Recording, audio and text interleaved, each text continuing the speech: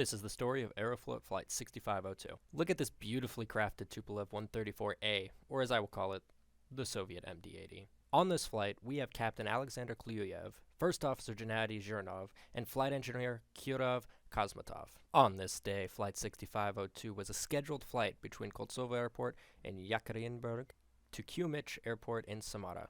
Now, this was just like any other routine flight except for one very minute, yet catastrophic difference. The captain, Alexander Kosmatov, was feeling rather lucky and ballsy. I'll feel like the only way to explain this would be to reenact the conversation that most likely happened between Captain Alex and First Officer Gennady. Bro, I bet I can land this plane without seeing outside the windscreen. No way. Way, bro. Bro, you are straight capping. No cap. And there it was. The bet had been made. Alex was going to land the plane without seeing out the windscreen.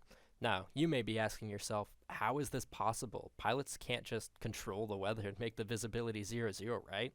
Wrong. And are you ready to see how? Yep, that's right. This Tupolev Tu-134 had state-of-the-art curtains. With 360 degrees of pure vision blocking technology, this makes the Tu-134 one of the best in its class. Have a wife that's overly clingy? Boom, curtains. Feeling like a daredevil? Boom, curtains. Want to get some well-deserved sleep while flying a multi-million-dollar killing machine? Boom, curtains. Now, on any modern airliner, 0-0 visibility wouldn't be a problem. Just tell the autopilot to put it down at the correct airport and bam, you're there in a breeze. However, this is 1984, and air traffic control wanted the crew to perform what's called an NDB approach. Basically, that's an approach where blah, blah, blah. This doesn't really matter. What is important is the approach doesn't have vertical guidance, which gets you down to the runway like an ILS would.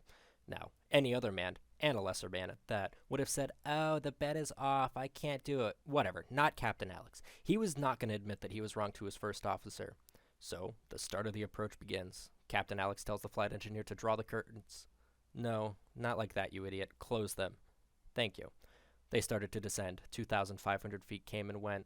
1,500 minimums. He pressed on 300, 200. Terrain, pull up! Open the curtains.